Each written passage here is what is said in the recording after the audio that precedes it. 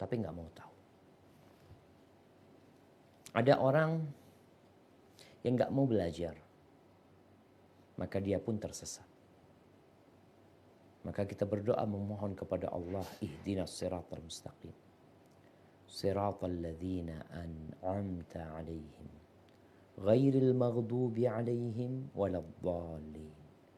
Kita minta agar ditunjukin jalan yang lurus, jalan orang-orang yang Allah berikan nikmat kepada mereka, bukan jalan orang-orang yang Allah murkain. Siapa orang-orang yang dimurkain Allah? Orang-orang yang tahu kebenaran tapi nggak mau mengikutinya. Dan tidak pula jalan orang-orang tersesat, yaitu orang-orang yang tidak mau belajar sehingga tersesat jalan hidup mereka. Allahumma salli wa sallim ala sayyidina Muhammadin wa ala alihi wa ashabihi ajma'in. Amma ba'd, jamaah rahimakumullah. Hari ini kita melanjutkan kajian tentang perjalanan hidup Nabi kita Muhammad alaihi salatu wassalam, yang dunia sedang gempar dengan nama beliau alaihi salatu wassalam. Ya, orang-orang masih banyak yang tidak percaya akan kenabian beliau. Tapi insya Allah dengan kejadian di Perancis, ya kita optimis. Di balik musibah itu ada hikmah. Semoga mereka yang selama ini belum mengenal Nabi Muhammad SAW, kecuali karena penjelasan orang-orang yang benci kepada Nabi SAW, sehingga yang mereka ceritakan adalah kebohongan, dusta. Kalau mereka membaca, maka ini kesempatan buat kita untuk menjelaskan siapa sih manusia yang mereka cela itu. Ternyata manusia itu adalah yang menyelamatkan umat manusia, yang diutus sebagai penutup para nabi dan rasul alaihi salatu wassalam. Beliau disakiti sebenarnya sejak dulu, sehingga tatkala kita membaca kisah Ghazwatu Banil Mustaliq atau Ghazwatul Muraisi', bagaimana tokoh munafikin ya sudah mulai mengungkapkan ungkapan yang mengandung ujaran kebencian dan permusuhan, udah ada dari dulu. Tapi yang jelas, al-aqibatu lil muttaqin. Akibat yang baik itu hanya untuk orang-orang yang bertakwa. Sehingga walaupun mereka sekarang merasa berjaya, ketahuilah, itu tidak lama lagi. Kenapa? Karena Allah akan memenangkan agama ini di atas seluruh agama yang ada. Dan semoga ini menjadi pintu untuk hidayah orang-orang yang selama ini tidak mengenal Nabi kita Muhammad alaihi salatu wassalam.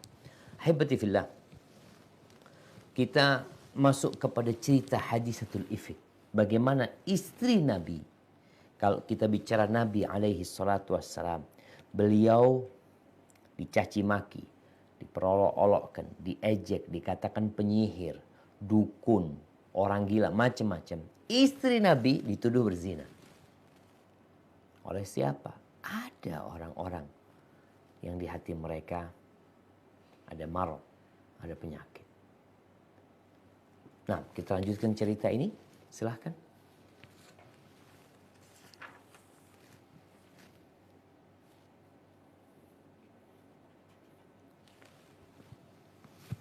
Bismillah. Fikih Sirah Nabawi, karya Prof. Dr. Zaid bin Abdul Karim Az-Zaid. Aisyah berkata, aku habiskan hari-hariku untuk menangis dan tidak tidur. Paginya kedua orang tuaku berada di sampingku. 2 hari sudah aku habiskan untuk menangis dan tidak tidur. Keduanya menyangka bahwa tangisan itu akan menghancurkan kehidupanku. Ketika keduanya tengah duduk di sampingku, tiba-tiba ada seorang wanita Ansor yang datang minta izin untuk menemuiku. Aku pun mengizinkannya. Ia duduk di sampingku dan menangis bersamaku. Tiba-tiba datang Rasulullah Shallallahu Alaihi Wasallam masuk menemuiku. Beliau mengucapkan salam lalu duduk. Padahal semenjak isu itu merebak, belum pernah beliau duduk di sampingku. Barakallahu fikum. Jamaah rahimakumullah. Khususnya para ummahat, para istri. Jadi kadangkala suami itu kok kayaknya mencuekin istrinya. Ada perubahan sikap di dirinya. Ketahuilah itu terjadi karena ada sebabnya. Kadangkala perempuan ini malah marah-marah sama suaminya. Engkau itu jadi suami, seharusnya seperti ini, seperti itu. Iya, dalam kondisi normal, dalam kondisi suka, insya Allah suami itu akan peduli sama istrinya, akan perhatian sama istrinya. Tapi terkadang ada sesuatu yang menyebabkan dia nggak bisa lagi gitu loh. Makanya jamaah, seorang suami yang mendatangi istrinya dengan cinta dan kasih sayang, maka berbeda kenikmatan yang dirasakan, yang didapat, maaf, dengan laki-laki yang melacur, yang berzina. Na'udzubillah min dzalik. Rasul sallallahu alaihi wasallam tidak mendatangi Aisyah. Padahal Aisyah adalah perempuan yang paling dicintai oleh Nabi alaihissalam. Kita lihat ya, Aisyah menangis 2 malam 1 hari. Sampai keluarga itu bingung. Takut Aisyah ini nanti mati gara-gara menangis. Datang orang Ansor, perempuan Ansor. Duduk, ngapain nangis? Jadi memang jemaah, kalau ada orang lain nangis itu kita jadi agak terhibur gitu loh. Dan Rasulullah SAW disebutkan di sini, subhanallah.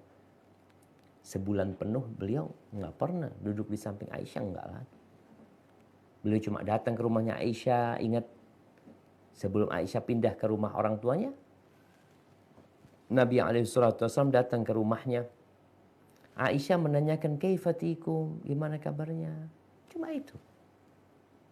Setelah itu nggak lagi dapat keceriaan Nabi, sambutan Nabi. Karena ada sesuatu. Jadi para istri apabila melihat perubahan di diri suami, bisa jadi ada masalah dia. Baik itu masalah dengan dia, atau dia punya masalah di luar, dia punya masalah sama orang tuanya. Maka hendaklah istri memaklumi hal itu. Karena memang ada sesuatu. Baik. Lanjutkan. Sebulan sudah wahyu tidak turun kepadanya yang menjelaskan tentang diriku. Lalu beliau membaca syahadat, kemudian berkata, Amma ba'du, ya Aisyah, aku telah mendengar isu tentang dirimu. Kalau kamu tidak bersalah, Allah pasti akan membebaskanmu. Namun, apabila kamu merasa berbuat dosa, mohonlah ampun kepada Allah dan bertaubatlah. Sesungguhnya apabila seorang hamba melakukan kesalahan dan mengakui kesalahannya, lalu ia bertaubat kepada Allah, pasti Allah akan menerima taubatnya. Barakallahu fikum. Ucapan Nabi SAW ini menjadi salah satu dalil dan bukti bahwa Nabi SAW beliau manusia biasa. Beliau tidak tahu dengan yang gaib. Sebulan penuh beliau itu mendapatkan ujian dari Allah Subhanahu wa taala. Isu itu tersebar di kota Madinah bahwasanya istri Nabi berzina. Na'udzubillah min dzalik. Ada isu itu. Sebulan penuh. Gimana perasaan Nabi SAW? Mungkin sebagian berpikir yang diuji Aisyah. Bukan hanya Aisyah yang diuji. Abu Bakar ikut diuji. Ibunya Aisyah ikut diuji. Bahkan Nabi kita Muhammad alaihi salatu wassalam ikut diuji. Allah nggak langsung, subhanallah syamah. Disinilah tatkala Allah ingin mengangkat derajat Nabi. Asyaddun nasi bala'an al-anbiya. Orang yang paling berat balaknya itu para nabi. Kemudian yang mendekati. Orang itu dikasih ujian sesuai dengan kadar keimanan mereka. Maka akhirnya Nabi SAW mengatakan, Aisyah kalau engkau benar, ya udah tobat. Nabi kan nggak tahu berarti. Kemudian kalau engkau tidak melakukan, ya sudah Allah akan menurunkan kebebasan buat engkau. Apa yang terjadi sama Aisyah? Mendengarkan ucapan itu. Aisyah berpikir ternyata di diri suaminya, diri Nabi SAW itu masih belum yakin sama Aisyah radhiyallahu anha. Nah, maka beliau mengatakan itu kepada Aisyah. Karena beliau tidak tahu dengan yang gaib. Barakallahu fiik. Nah. Selesai beliau menyampaikan ucapannya, air mataku pun semakin berlinang deras. Aku berkata kepada ayahku. Barakallahu fikum. Ya maaf. Ya, ini mungkin ada yang perlu diperbaikin terjemahannya. Disebutkan di sini di bahasa Arabnya, falamma qadha Rasulullah SAW maqalatahu qala sadam'i hatta ma uhissu minhu qatrah. Bukan semakin deras. Selesai belum menyampaikan ucapannya, air mataku berhenti. Kering air mata Aisyah. Sampai kata Aisyah, ma uhissu minhu qatra. Aku nggak merasakan lagi ada setetes air mata itu. Kering. Jadi ucapan Nabi SAW itu bukan menambah deras air mata Aisyah, tapi membuat air matanya terhentikan. Apa yang dikatakan Aisyah? Nah, tafadhal. Aku berkata kepada ayahku, jawablah apa yang dikatakan oleh Rasulullah. Ayahku berkata, demi Allah, aku tidak tahu apa yang harus aku katakan kepada Rasulullah. Aku berkata kepada ibuku, jawablah apa yang dikatakan Rasulullah. Ibuku menjawab, aku tidak tahu apa yang seharusnya aku katakan kepada Rasulullah. Akhirnya aku pun berkata, aku adalah wanita yang masih muda. Aku tidak banyak membaca Al-Quran. Barakallahu fikum.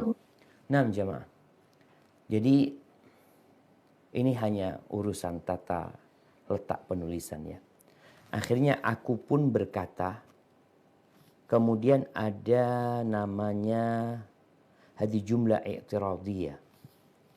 Jadi ucapan Aisyah, aku adalah wanita yang masih muda, aku tidak banyak membaca Al-Quran. Ini bukan omongan Aisyah. Omongan Aisyah dimulai demi Allah. Tapi Aisyah ketika meriwayatkan hadis ini, dia menceritakan kondisi dirinya.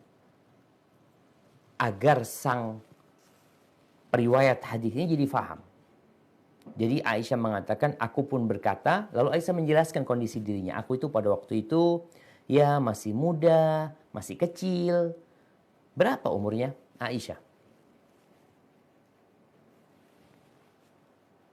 Pada waktu itu kira-kira.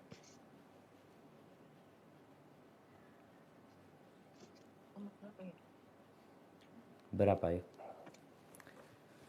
Kejadian ini tahun berapa? Perang Bani Mustalik?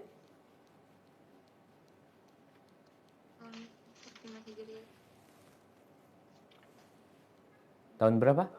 5 Hijriah. Tahun kelima. Tahun kelima. Jadi kira-kira umur Aisyah. Ketika Nabi meninggal dunia, berapa umur Aisyah?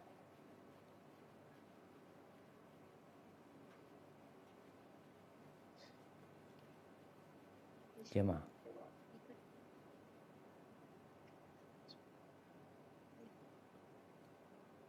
Berapa umur Aisyah ketika Nabi meninggal dunia?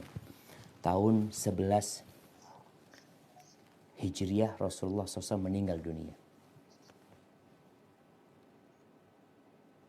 18 tahun. Nah, berarti tahun ini umurnya 15 tahun. 13 tahun kira-kira umur Aisyah. 12 atau 13 tahun. Ketika Aisyah kena kejadian ini. Benar-benar Aisyah masih kecil. Maka dia sebutkan, ketika dia menyampaikan hadis ini, sebelum dia menyampaikan ucapannya, dia memberikan penjelasan. Apa penjelasan Aisyah? Dia mengatakan, saat itu aku adalah wanita yang masih kecil, aku tidak banyak membaca Al-Quran Al-Karim. Ini penjelasan Aisyah. Terus apa ungkapan Aisyah? Demi Allah. Nah, tafadhal.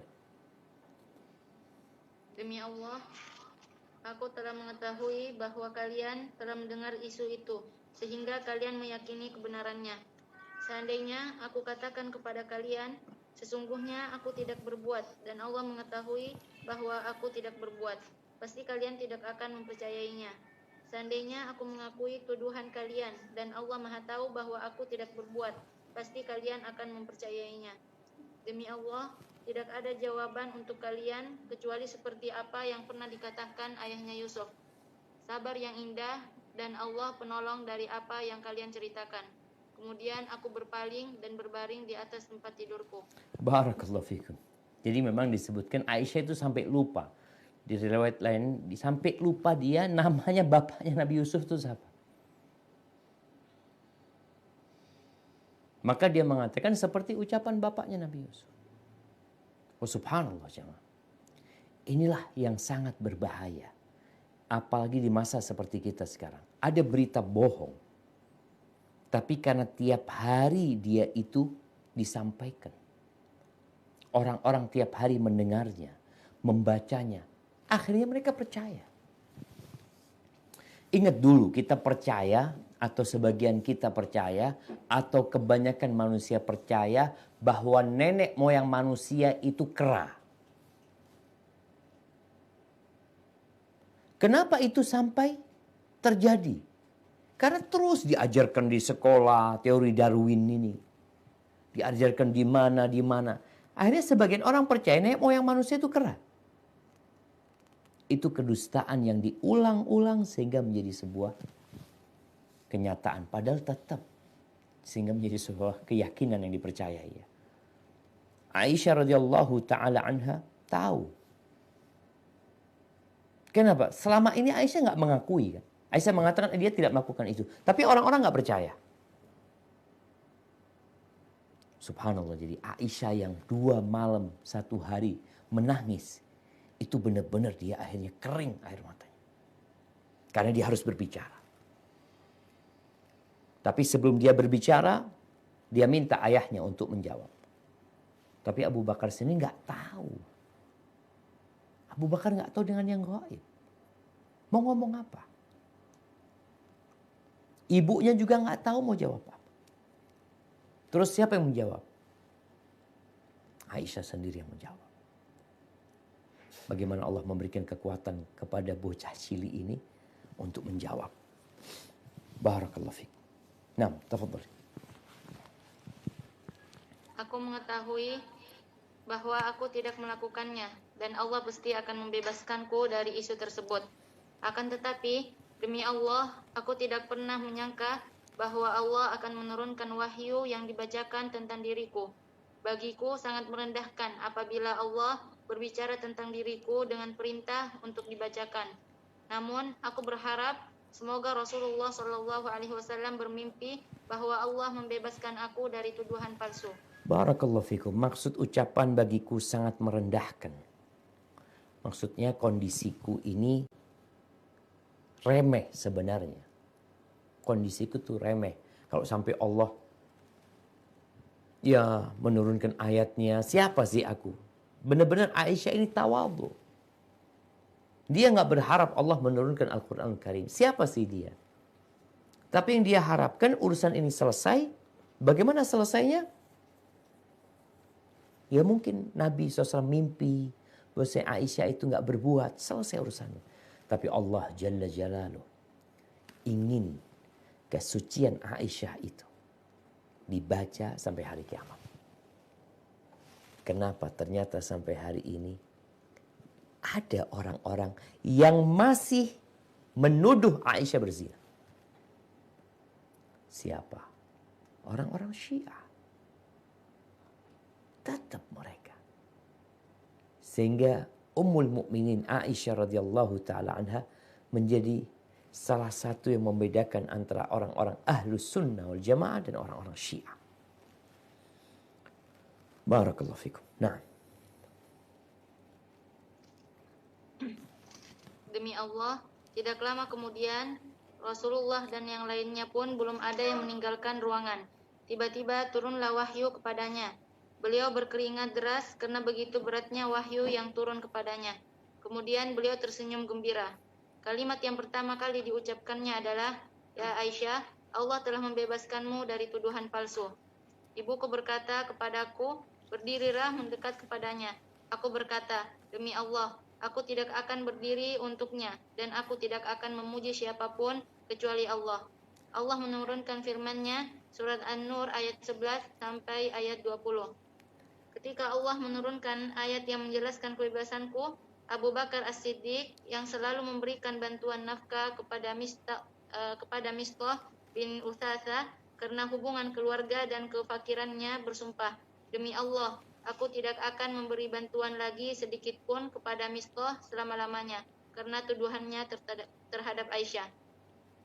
Kemudian Allah menurunkan firman-Nya, ولا يأتل أولو الفضل منكم والسعة أن يؤتوا أولي القربى والمساكين والمهاجرين في سبيل الله وليعفوا وليصفحوا ألا تحبون أن يغفر الله لكم والله غفور رحيم. Dan janganlah orang-orang yang mempunyai kelebihan dan kelapangan di antara kamu bersumpah bahwa mereka tidak akan memberi bantuan kepada kerabatnya, orang-orang miskin dan orang-orang yang berhijrah di jalan Allah, dan hendaklah mereka memaafkan dan berlapang dada. Apakah kamu tidak suka bahwa Allah mengampunimu dan Allah Maha Pengampun, Maha Penyayang? Surat An-Nur ayat 22. Lalu Abu Bakar menjawab, "Tentu demi Allah, aku lebih suka Allah mengampuniku." Beliau pun kembali berjanji dan memberikan bantuan seperti sedia kalanya. Seraya berkata, "Demi Allah, aku tidak akan pernah menghentikan bantuan kepadanya selama-lamanya." Barakallahu fiik. Baik jamaah. Jalan menuju surga itu perlu perjuangan. Aisyah pun berjuang. Bagaimana kondisi dia dengan fitnah. Bagaimana akhirnya dia pun menjadi wanita yang lebih dicintai sama Rasulullah sallallahu alaihi wasallam. Ingat awal Nabi berbicara. Setelah itu Aisyah menjawab. Setelah Aisyah menjawab, udah nggak enak, hubungan suami istri ini udah rada nggak nyaman. Aisyah setelah ngomong langsung beliau nggak istirahat sudah. Karena dia memang sedang sakit gitu. Dia duduk untuk menjawab Nabi alaihissalatu wassalam. Setelah itu dia tiduran lagi. Turun wahyu. Orang-orang belum ada yang keluar rumah. Dan di dalam wahyu tersebut Allah jelaskan. Nanti kita akan ambil hikmah-hikmah dari sana. Bahwasanya Aisyah tidak berbuat. Yang melakukan dosa-dosa besar adalah orang-orang yang menyebarkan isu tersebut. Nabi SAW ketawa ya. Beliau gembira sekali dengan ayat itu turun. Sehingga perasaan beliau sampai beliau tanya kepada Ali bin Abi Thalib, beliau tanya kepada Usamah bin Zaid. Perasaan itu mengganggu Nabi SAW. Turunnya ayat itu membuat Rasulullah SAW benar-benar berbahagia. Oh, subhanallah. Ketika Nabi memberikan kabar gembira itu, Aisyah sebenarnya kan dia tahu dia nggak berzina gitu loh. Sehingga tatkala ibunya menyuruh, "Qumu ilaih," kau berdiri sana, sambut Nabi SAW. Kata Aisyah enggak. Dia sakit hati Aisyah. Dengan ucapan Nabi SAW yang suruh mengakui kalau dia berbuat dosa, berarti kan Nabi Nggak yakin Aisyah nggak berbuat dosa. Maka dengan turunnya ayat ini, Aisyah radhiyallahu taala anha, dia benar-benar mengatakan subhanallah ketika disuruh ibunya untuk, ya Aisyah, qumi ilaihi. Kata Aisyah, la aqumu. Wallahi la aqumu ilaihi. Demi Allah, dia sumpah, demi Allah aku nggak akan berdiri kepada Nabi SAW. Enggak. Wala ahmadu illallah azza wa jalla. Dan aku tidak akan memuji kecuali Allah azza wa jalla. Karena memang yang memberikan penjelasan kebebasan Aisyah itu Allah. Bukan Nabi SAW. Nabi minta penjelasan kepada Aisyah. Dan Nabi memaklumi. Beliau nggak marah sama istrinya. Abu Bakar juga nggak marah sama putrinya. Ibunya juga nggak marah sama putrinya. Jadi kita tuh tatkala bergaul dengan manusia dalam kondisi-kondisi tertentu, kita melihat orang itu berubah sikapnya, tidak seperti biasa, maka kita perlu memaklumi. Kadangkala memang ada sebab. Abu Bakar Siddiq radhiyallahu anhu, dia orang yang baik. Dia suka membantu orang lain, apalagi kerabatnya. Maka di cerita ini Mistah, salah satu kerabat Abu Bakar yang mendapatkan santunan rutin dari Abu Bakar Siddiq. Setelah turunnya ayat ini, yang menjadikan sebagai penjelasan tuntas bahwasanya isu yang tersebar adalah dusta, Abu Bakar marah kepada Mistah. Awalnya dia nggak marah. Karena memang belum tahu yang kejadian sebenarnya seperti apa, Abu Bakar juga nggak tahu. Maka Abu Bakar marah, dia bersumpah tidak akan memberikan santunan kepada Mistah. Ya, orang sakit hati, manusia itu karena sakit hati nggak mau memaafkan.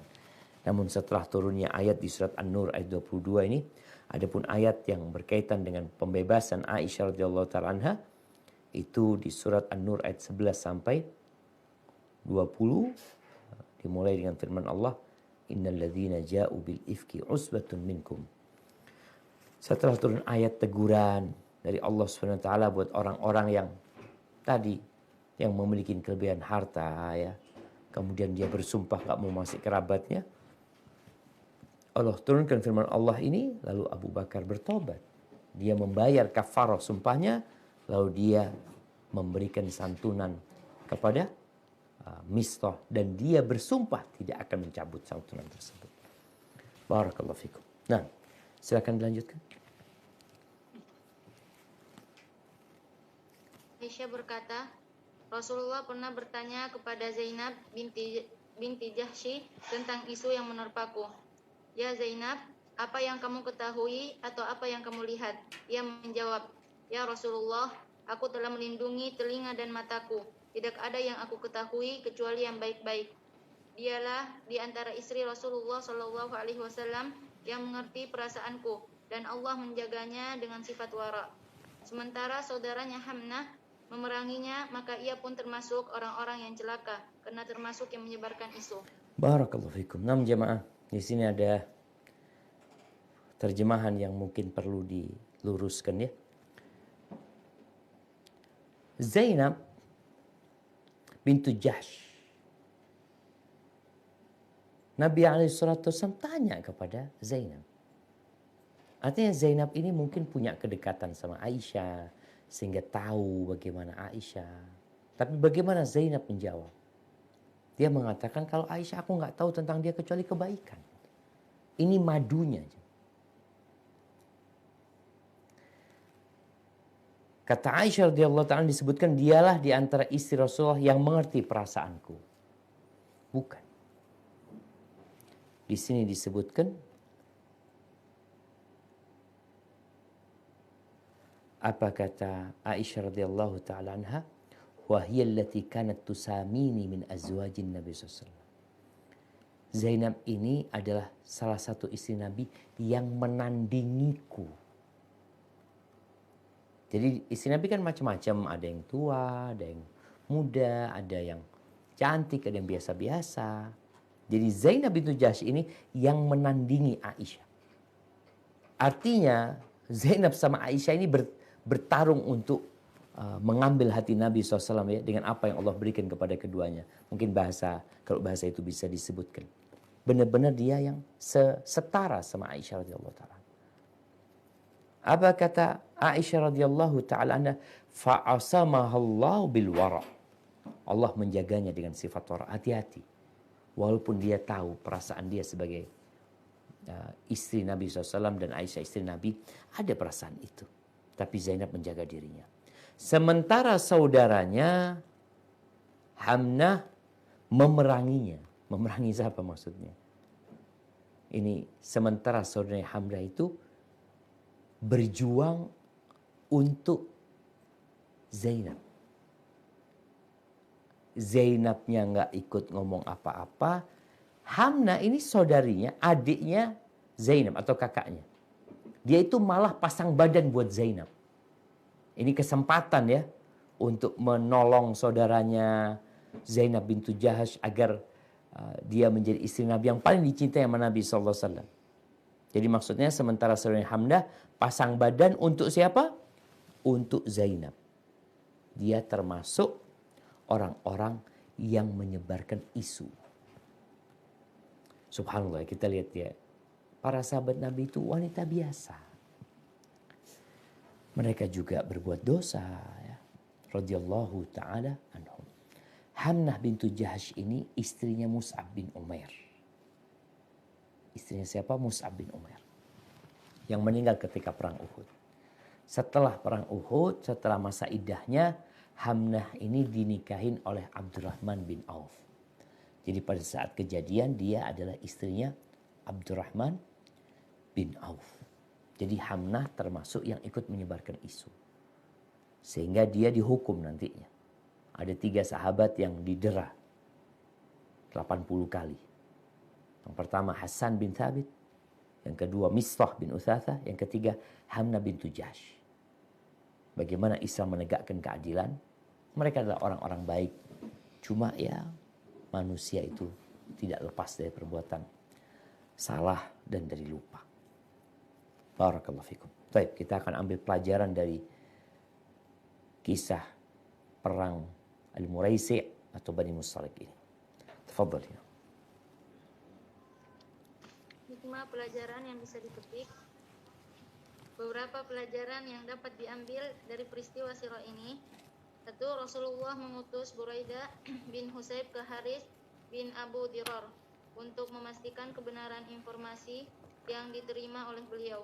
Berdasarkan hal tersebut, kita dapat mengambil pelajaran tentang pentingnya memastikan dan mengecek ulang informasi serta tidak tergesa-gesa dalam menyikapinya. Ada sebagian orang yang gampang menerima informasi lalu cepat mengambil keputusan dan ternyata informasi tersebut tidaklah benar. Seharusnya adalah memastikan informasi dan tidak tergesa-gesa menyikapinya sehingga jelas permasalahan yang sesungguhnya terjadi. Barakallahu fikum jamaah. Iya. Sikap berhati-hati tatkala mendapatkan informasi. Apalagi yang informasi ini berkaitan dengan kepentingan orang banyak. Maka hendaklah kita lebih hati-hati lagi. Itu sikap seorang muslim. Sekarang nih, dengan adanya media, kita tuh dapat informasi dengan mudah. Menyebarkannya dengan mudah pula. Berapa banyak informasi yang ternyata hoax, bohong. Tawuran-tawuran yang terjadi. Antara ormas, antara LSM kadangkala. Itu banyak penyebabnya karena informasi yang tidak di cross check. Padahal seharusnya bisa diselesaikan tanpa terjadi bentrokan umpamanya. Maka Rasul SAW ketika mendapatkan berita bahwasanya Al-Harith ibn Abu Dirar dia sedang menghimpun kekuatan memprovokasi masyarakat untuk menyerang kota Madinah. Padahal Al-Harith ini sudah mendapatkan berita tentang Islam ini.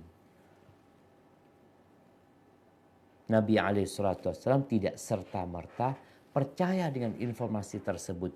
Apalagi bisa jadi orang ini orang baik gitu loh. Maka Nabi SAW mengutus Buraidah bin Husayb setelah terbukti informasi itu akurat, data itu valid, baru beliau mengambil sikap. Maka buat teman-teman tolong yang mau menyebarkan sesuatu. Anda dapat berita, dapat kiriman, sapi di Kebumen katanya, yang terseret banjir. Bener nggak lihat sapi-sapinya, nah video, ada videonya gitu. Masalahnya tulisan di bawahnya ini mengatakan di Kebumen. Setelah Ana cari info yang lainnya ternyata itu di Meksiko. Jadi orang itu sekarang kalau dapat berita ini dan itu disebarkan langsung tanpa dia mengecek kebenarannya. Hati-hati, Muslim nggak kayak gitu. Nabi SAW memberikan contoh yang indah buat kita. Barakallahu fiik. Yang kedua, hukum lain yang dapat disimpulkan dari peperangan ini adalah dibolehkannya melakukan serangan mendadak kepada kaum yang pernah menerima dakwah tanpa harus pemberitahuan terlebih dahulu. Sedangkan mereka yang belum pernah menerima dakwah, maka wajib mendakwahi mereka terlebih dahulu sebelum memeranginya. Barakallahu fikum. Kita tahu Nabi SAW biasanya ketika beliau hendak menyerang sebuah negeri, kalau itu di waktu sebelum subuh, beliau akan menunggu. Dengar adzan nggak dari kampung ini? Kalau dengar adzan, mereka Muslim berarti. Karena salah satu syiar Islam adalah adzan. Ini tentunya buat orang-orang yang sudah mendapatkan dakwah. Mereka nggak didakwain lagi, udah diajak, ternyata mereka menolak, maka kemudian mereka diperangi. Disebutkan kondisinya dua. Orang-orang yang sudah mendapatkan dakwah, maka boleh diserang secara tiba-tiba. Apalagi kalau mereka itu memang sedang berencana menyerang umat Islam. Kita tahu sebaik-baiknya pertahanan adalah menyerang. Jadi diserang mereka. Maka peristiwa perang bersama Bani Mustalik ini nggak lama, sebentar selesai perangnya. Karena mereka tidak dalam kondisi siap perang. Beda dengan perang Uhud ya, pasukan umat Islam baris, pasukan orang-orang musyrikin baris. Perang Badar, orang-orang musyrikin mempersiapkan pasukannya. Ada sayap kanan, ada sayap kiri, ada jantung, ada kaki, macam-macam lah mereka persiapkan. Begitu pula dengan pasukan Nabi SAW. Peperangannya begitu sengit. Tapi tatkala mereka diserang gerilya ya, diserang di pagi hari dalam kondisi mereka nggak siap, maka itu akan lebih cepat menyelesaikan peperangan tersebut. Itu tidak apa-apa dilakukan apabila lawannya itu sudah sampai dakwah kepada mereka. Tapi kalau belum nyampe nggak boleh. Tahu-tahu diserang kaumnya nggak boleh. Apa yang harus dilakukan? Diajak masuk Islam.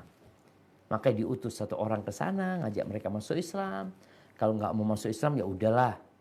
Kalian tetap di negeri kalian, tapi di bawah kekuasaan kami. Kami akan memberikan jaminan keamanan, bayar jizyah kalian. Nggak mau yang ketiga, baru perang. Maka ini perkara-perkara yang perlu diketahui. Jangan sampai orang membaca sejarah, loh Nabi SAW kok nyerang mereka gitu loh. Padahal belum mendakwain mereka, mereka sudah didakwai. Sehingga kalau kita melihat berangkatnya Buraidah bin Husayb, itu karena memang mereka sudah pernah mendengar dakwah Islam ini. Barakallahu fikum. Nah, yang ketiga. Yang ketiga, berbuat adil sesama istri. Di antara bentuk adil adalah dengan melakukan undian di antara para istri ketika ingin melakukan perjalanan, seperti yang dilakukan oleh Rasulullah SAW dalam peperangan ini, sehingga terpilihlah Aisyah. Menurut pendapat yang benar adalah pengundian di antara para istrinya tersebut tidaklah wajib bagi beliau.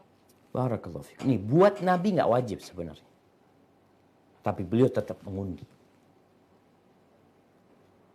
Ini yang tidak wajib tetap mengundi. Bagaimana yang wajib? Siapa yang wajib? Ya, selain Nabi SAW. Mereka wajib melakukan tindakan yang adil di antara istri-istri mereka. Nabi SAW ketika mau keluar kota, mau safar, beliau undi siapa istri yang berangkat sama Nabi SAW. Ini sebuah pembelajaran yang sangat mendalam tentang keadilan. Artinya kalau beliau mau, ya hari ini aku mau berangkat sama Aisyah, berangkat. Hari ini aku mau berangkat sama Hafsah, beliau berangkat. Tapi beliau ingin ngajarin umatnya agar kalian berlaku adil. Terkadang kecintaan kepada salah satu istri lebih besar. Gimana Ustaz? Nggak apa-apa. Asalkan tidak membuat engkau zalim kepada istrimu. Kecintaan Nabi kepada Aisyah tidak membuat Nabi SAW akhirnya mengatakan, yuk Aisyah berangkat, yuk Aisyah berangkat. Besok Aisyah, lusa Aisyah, bulan depan Aisyah. Enggak. Beliau undi. Sehingga siapa yang namanya keluar, itu yang berangkat sama Nabi SAW. Dan kita lihat lagi ada hikmah di balik itu jemaah. Kenapa Aisyah yang berangkat? Karena Allah ingin memberikan pelajaran kepada umat. Barakallahu fiik. Nah. Yang keempat. Yang keempat, pernikahan Nabi dengan Juwairiyah merupakan penghormatan bagi kabilahnya. Sebab kabilah tersebut merupakan kabilah yang paling terhormat di kalangan masyarakat Arab. Tetapi mereka menjadi tawanan perang. Ketika sahabat mengetahui bahwa Nabi SAW telah menikah dengan Juwairiyah, mereka pun beramai-ramai memerdekakan wanita-wanita dan anak-anak yang telah ditawannya. Hal ini adalah solusi yang cerdas dalam menyelesaikan problematika besar yang sebelumnya kabilah tersebut dihinakan lalu diangkat kembali derajatnya. Selain itu, solusi ini telah memberikan dampak positif, yaitu banyak di antara mereka yang masuk Islam. Barakallahu fikum. Naam, jamaah rahimakumullah. Kalau kita melihat ya, menikahnya Nabi dengan perempuan-perempuan. Bukan untuk sekedar menyalurkan hasratnya. Cukuplah Nabi SAW dengan istri-istrinya yang ada. Kalau bicara nafsu. Tapi beliau ingin memberikan penghormatan, kita lihat di sini. Banil Mustalik termasuk kabilah yang terhormat di kalangan bangsa Arab. Dengan jadinya, dengan ditawannya mereka, perempuan-perempuan mereka dijadikan budak, anak-anak mereka dijadikan budak, sehingga mereka jadi hina. Terkadang orang yang seperti ini menyimpan dendam, kemudian dia malah nggak mau masuk Islam. Apa yang terjadi? Nabi SAW menikahi Juwairiyah. Lalu apa yang dikatakan para sahabat tatkala mereka tahu Nabi menikahi Juwairiyah? Disebutkan dalam hadis, mereka mengatakan asharu Rasulillah SAW. Ini nih yang ada sama kita budak-budak ini, mereka adalah besannya Nabi Muhammad SAW. Iparnya Nabi Muhammad SAW. Maka akhirnya mereka membebaskan budak-budak mereka. Apa membebaskan tawanan-tawanan itu tanpa syarat. Kenapa? Karena mereka tahu orang-orang ini adalah besan atau iparnya Nabi Muhammad SAW. Dan dengan cara itu banyak di kalangan Banu Mustalik yang akhirnya masuk Islam, menerima agama Allah ini. Barakallahu fikum. Nah. Yang kelima, kekalahan telak yang dialami oleh Bani Mustalik memberikan pelajaran bagi kabilah lain yang ingin mencoba menyerbu kaum muslimin setelah perang Uhud. Karena umat Islam mampu melindungi dirinya dan menghalau orang yang ingin menyerbunya dengan kekuatannya. Barakallahu fikum. Ahibati fillah. Makanya umat Islam ini harus kuat. Ketika muslim ini kuat, yang pertama tentunya kuat imannya, kuat ilmunya, kuat ketakwaannya, kuat fisiknya, kuat ekonominya, kuat bala tentaranya, persenjataannya. Kekuatan ini membuat musuh nggak berani. Tapi ketika kita nggak kuat, ya digangguin terus. Indonesia nih, beberapa perbatasan itu ada kekuatan asing ya, yang ingin nguasain. Seperti di Natuna sana. Keributan yang terjadi bagaimana kapal-kapal Cina datang umpamanya. Ya, karena dianggap Indonesia nggak kuat. Kalau negara yang kuat itu, negara tetangga nggak akan gangguin. Oh, subhanallah, peristiwa perang Bani Mustalik ini, setelah kekalahan di perang Uhud kan, orang-orang mulai berpikir untuk nyerang kota Madinah.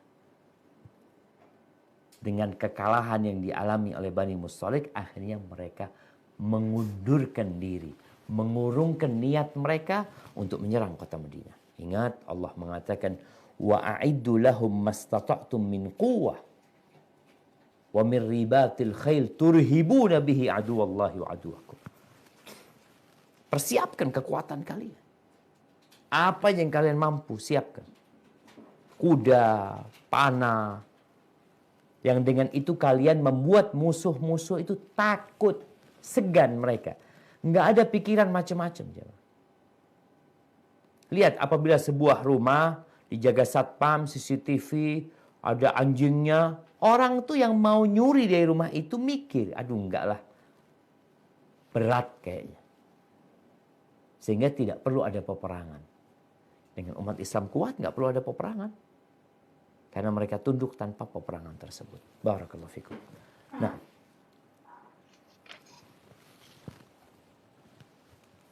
yang keenam, ketika seorang Ansor dan Muhajirin bertikai di tempat sumber air, lalu masing-masing berteriak, "Wahai orang-orang Ansor dan wahai orang-orang Muhajirin," sehingga hampir menimbulkan peperangan di antara mereka. Rasulullah Shallallahu Alaihi Wasallam berkata, "Tinggalkanlah teriakan itu. Sesungguhnya itu sangat busuk." Pada konteks kekinian pada zaman ini dapat juga kita mengatakan bahwa tinggalkanlah segala bentuk fanatisme, kesukuan dan kepartian. Tidak boleh ada lagi ajakan fanatik, karena itu adalah seruan jahiliyah dan Allah telah menjadikan mukmin itu bersaudara dalam satu naungan. Seharusnya seruan yang baik adalah wahai umat Islam, bukan seruan-seruan dan ajakan-ajakan lainnya. barakallahu fikum. Naam jamaah. Sempat kita sampaikan bahwasanya kalimat muhajirin, kalimat ansar adalah dua kalimat yang secara agama mulia. Bahkan Allah Azza wa Jalla menyebutkan dalam Al-Quranul Karim, "Was-sabiquna al-awwalun minal muhajirin wal ansar." Namun tatkala kalimat ini dijadikan sebagai slogan fanatisme kelompok, maka tercela. Seharusnya kalimat apa? Ya lal muslimin, ya wahai orang-orang Islam. Karena sejatinya ingat, kullukum min Adam wa Adam min turab, semua dari Adam dan Adam tercipta dari tanah. La fadla li Arabiyyin ala a'jamiyin wa la li a'jamiyin ala Arabi. Orang Arab tidak lebih mulia daripada orang non-Arab. Orang non-Arab tidak lebih mulia daripada orang Arab. Yang hitam tidak lebih mulia daripada yang putih. Sebaliknya yang putih tidak lebih utama dari yang hitam. Illa bittaqwa, kecuali dengan ketakwaan. Maka disebutkan dalam faedah ini, Nabi SAW mengatakan, da'uha fa innaha muntina. Tinggalkan itu. Seruan kepada qabilahnya, kepada kelompoknya. Kenapa? Fa innaha muntina. Itu panggilan yang sudah busuk. Panggilan jahiliyah. Nggak seharusnya dilakukan lagi oleh muslim.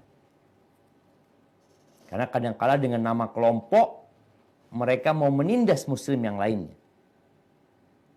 Maka ingat kita semua saudara. Apapun partaimu, apapun yayasanmu, apapun ormasmu, innamal mu'minuna ikhwah. Sesungguhnya orang-orang beriman itu bersaudara. Jadi hati-hati dengan seruan-seruan yang akhirnya menimbulkan keresahan di masyarakat ya. Kita lihat ya, isu SARA ini, isu etnis, warna kulit, ini kadang-kala membuat kacau sebuah negeri. Beberapa waktu yang lalu bagaimana Amerika gara-gara dibunuhnya seorang kulit hitam oleh seorang polisi, akhirnya terjadi keributan yang panjang. Nabi SAW alhamdulillah dapat menenangkan mereka. Tinggal kita nih sekarang yang hidup setelah Nabi SAW meninggal dunia. Mampukah kita untuk tidak menjadikan panggilan-panggilan itu sebagai seruan fanatisme kepada kelompok atau kepada ormas tersendiri. Barakallahu fikum. Nah, yang ketujuh. Yang ketujuh, kearifan Rasulullah Shallallahu Alaihi Wasallam dalam menyikapi orang yang mungkar, yakni seorang munafik, Abdullah bin Uyai bin Salul, sekalipun terdapat bukti-bukti yang kuat akan ucapannya, beliau tidak setuju dengan keinginan Umar untuk membunuhnya. Berdasarkan hal ini, dapat dikatakan bahwa kemungkaran tidak dapat dihilangkan dengan kemungkaran yang serupa atau lebih besar. Namun, ketika tidak dapat dihilangkan secara keseluruhan, maka dapat dihilangkan berdasarkan kesanggupan dan tetap menjaga kemaslahatan yang lebih besar. Barakallahu fikum. Nah, ada banyak kemungkaran terjadi dan kita ingin merubahnya. Terkadang sebagian orang dengan semangat yang seperti baja, yang seperti api yang berkobar, dia ingin mengingkari kemungkaran tersebut. Ketahuilah, engkau boleh bahkan diperintahkan untuk mengingkari kemungkaran, syaratnya tidak boleh menimbulkan kemungkaran yang sama, apalagi lebih besar. Apa manfaatnya ketika kita mengingkari kemungkaran, kemudian terjadi kemungkaran yang lebih besar? Bagaimana Umar bin Khattab radhiyallahu anhu ketika minta izin untuk memenggal kepalanya Abdullah bin Ubay bin Salul. Tapi Nabi SAW mengatakan, jangan. Jangan sampai nanti orang-orang mengatakan Muhammad SAW membunuh sahabatnya. Karena dalam pandangan mereka orang-orang munafik ini orang Islam. Sama-sama orang Islam, sholatnya bareng. Ikut perang juga, kok dibunuh? Maka Nabi SAW tidak membunuhnya. Ini sebagai bentuk tadi, jangan sampai mengingkari kemungkaran, menimbulkan kemungkaran yang sama, apalagi lebih besar. Tujuannya bagaimana kemungkaran itu lebih sedikit. Kalau bisa habis itu yang kita harapkan. Tapi nggak bisa, dari 100% jadi 80%. Nanti kita perbaikin lagi jadi 70%. Perlahan-lahan dalam hal itu. Jadi jangan hanya modal semangat. Rasulullah SAW yang mendapatkan wahyu. Dan kita tahu dengan kelakuannya Abdullah bin Ubay bin Salul yang sering menyakiti Nabi SAW, namun beliau tetap bijak dalam menghadapinya. Barakallahu fikum. Nah. Yang kedelapan, sikap Abdullah bin Ubay bin Salul yang menyakiti Rasulullah Shallallahu Alaihi Wasallam dan mengklaim sebagai pemimpin kaum munafikin di Madinah, maka umat Islam banyak disusahkan dan dilelahkan olehnya. Nah, kita ingat, jamaah, di sini disebutkan dan mengklaim sebagai pemimpin. Enggak, bukan mengklaim. Disebutkan dalam bahasa Arabnya taza'ama. Taza'ama itu ya za'ama yaz'umu, bisa jadi mengklaim maknanya. Tapi taza'ama memang dia mengomandani. Jadi bukan mengklaim sebagai pemimpin. Enggak ada yang mengatakan saya pemimpin orang-orang munafikin. Enggak. Tapi dia memang mengomandoi orang-orang munafikin. Nah, lanjutkan.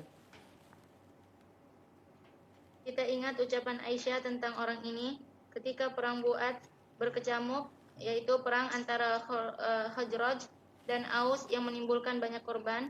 Maka Allah menghadirkan Rasulullah Shallallahu Alaihi Wasallam, padahal para tokoh mereka telah bercerai-berai. Pemimpin mereka banyak yang terbunuh dan terluka. Maka Allah menghadirkan Rasulullah Shallallahu Alaihi Wasallam di tengah-tengah mereka, dan banyak dari kaum tersebut yang masuk Islam. Allah telah menyiapkan lahan yang baik untuk dakwah ini dengan terbunuhnya orang-orang yang sombong dan angkuh untuk masuk Islam. Ibnu Hajar berkata, telah terbunuh dalam peristiwa tersebut tokoh-tokoh yang sombong yang tidak mau beriman, yaitu sombong dan menolak masuk Islam agar kekuasaannya tidak beralih kepada orang lain. Di antara para tokoh tersebut yang tersisa adalah Abdullah bin Ubay bin Salul. Barakallahu fikum. Nah, kira-kira 5 tahun mungkin sebelum datangnya Nabi SAW ya, terjadi perang yang sangat dahsyat di kota Madinah antara dua kabilah, Khazraj dan Aus. Mereka ini dua saudara jemaah. Khazraj dan Aus ini kakak beradik. Anak keturunannya inilah yang berperang. Dalam peperangan yang terakhir, subhanallah ya, itu banyak yang terbunuh dari kalangan tokoh-tokoh mereka. Kita tahu di masyarakat ini, kadangkala yang menyebabkan orang-orang tidak menerima kebenaran, adanya satu atau dua provokator, tokoh masyarakat, yang memang nggak mau orang ini ikut. Mereka mati semuanya. Sehingga orang-orang untuk masuk Islam nggak ada lagi ditahan-tahan oleh tokoh-tokoh tersebut. Namun ada yang tidak mati, yang tidak terbunuh di antara tokoh mereka. Siapa? Abdullah bin Ubay bin Salul. Makanya dia gangguin terus umat Islam, Abdullah bin Ubay bin Salul. Dan sekali lagi itu semua jadi ujian buat orang-orang yang beriman. Barakallahu fikum. Nah,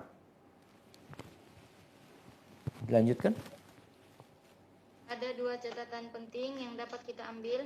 Satu, bahwasanya hanya Allah yang menguasai urusan agama ini. Kaum mukminin hanya diharuskan berbuat. Allah yang menentukan peperangan di Madinah agar orang-orang Ansar bahagia dengan kehadiran Rasulullah Shallallahu Alaihi Wasallam dan mengharap agar Allah menghimpun mereka dengan beliau setelah pertikaian berdarah yang pernah terjadi di antara mereka. Allah lah yang menjadikan peperangan itu sehingga hilanglah kendala-kendala dakwah di Madinah yang dilakukan oleh para tokoh-tokoh tersebut, semisal Abdullah bin Ubay di Madinah dan seperti Abu Jahal di Mekah. Lalu terbunuhlah para tokoh yang sombong untuk masuk Islam dan yang menghalangi orang lain untuk memeluknya. Yang kedua, keberadaan Abdullah bin Ubay bin Salul berguna agar kita umat Islam selalu mengingat nikmat Allah atas penjagaannya terhadap dakwah Islam. Puluhan tokoh yang semisal Abdullah bin Ubay yang seandainya mereka masih hidup pasti akan berkata dan berbuat seperti Abdullah bin Ubay. Namun Allah dengan rencana dan pertolongannya kepada orang-orang beriman, maka dia melindungi kaum mukminin dari kejahatan mereka dan hanya menyisakan satu orang saja dari mereka. Allah berfirman, "Fasayakfikahumullah wa huwas samiul alim."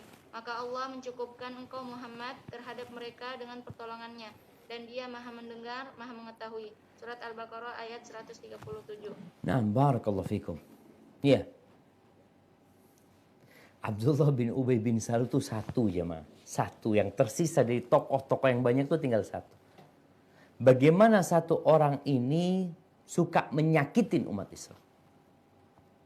Dia masih punya power, dia masih punya pengaruh. Itu satu orang. Gimana kalau 10 orang kayak Abdullah bin Ubay bin Salul? Maka tugas kita nih berdakwah sambil berdoa. Nanti jalannya Allah yang bikin.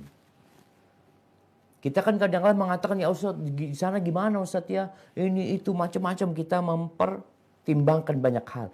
Boleh, tapi ketahuilah. Kita itu minta pertolongan sama Allah SWT dalam menjalankan dakwah ini. Nanti orang-orang tadi yang suka memusuhin tahu-tahu dimatikan sama Allah SWT. Tapi apakah akan berhenti orang yang memusuhin dakwah? Nggak bakalan. Kenapa? Karena Allah sudah janjikan tuh, Allah sudah janjikan musuh-musuh yang akan terus memusuhi dakwah ini. Maka ini menjadi sebuah pelajaran ya buat umat Islam agar pandai mensyukuri nikmat yang Allah berikan dalam kondisi ya mungkin kita melihat ya Allah, satu orang aja udah gangguin saat kita punya tokoh di masyarakat yang suka gangguin dakwah ini, alhamdulillah cuma satu antum. Gimana kalau 10 kayak dia? Dan kadang-kala memang dia belum sampai nih ilmu kepada dia. Semoga dengan kita menyampaikan kepada dia jadi masuk Islam. Tapi yang jelas, di antara tokoh yang tersisa di kota Madinah, pembesar mereka, bahkan orang-orang tuh mau meletakkan mahkota di kepalanya Abdullah bin Ubay bin Salul agar dia menjadi raja. Dan kemudian bagaimana orang-orang Ansor bersyukurnya kepada Allah, di mana kedatangan Nabi SAW bisa menyatukan dua kabilah, Aus dan Khazraj, yang bertahun-tahun perang-perang terus ya. Dan betul, Allah mengatakan fa'asbahtum bi ni'matihi ikhwana.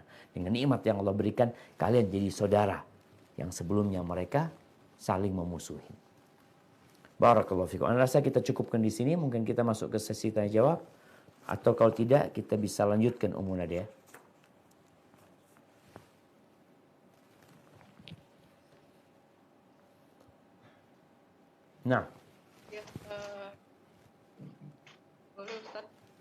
Tanya jawab kita.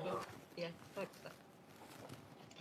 Nah, tafadhal. Assalamualaikum warahmatullahi wabarakatuh, Ustaz. Waalaikumsalam warahmatullahi wabarakatuh. Nah, Ustaz, kenapa Rasulullah tidak usnuzon saja kepada Aisyah kalau Aisyah itu tidak melakukan perzinaan?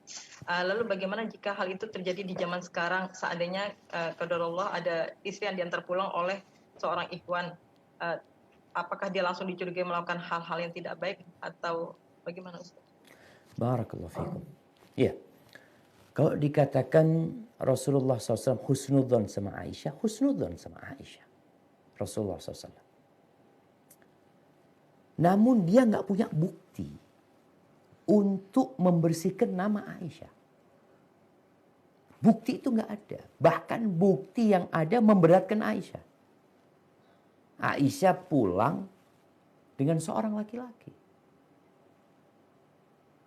Kan bayangannya mereka nggak ada bayangan Aisyah ini ketinggalan apa? Ketinggalan kalungnya, nyari kalungnya ya.